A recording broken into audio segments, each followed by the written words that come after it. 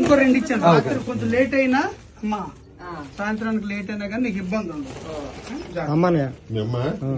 అమ్మ నేను ఉండేది చేస్తామ్మా. కొంచెం చెప్పన్నా.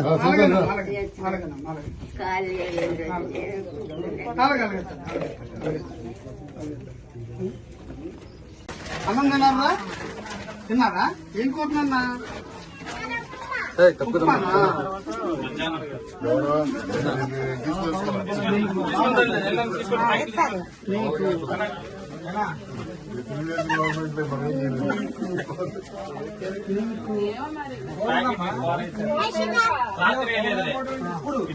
మంచినీళ్ళు కాచినవే తాగండి అన్న.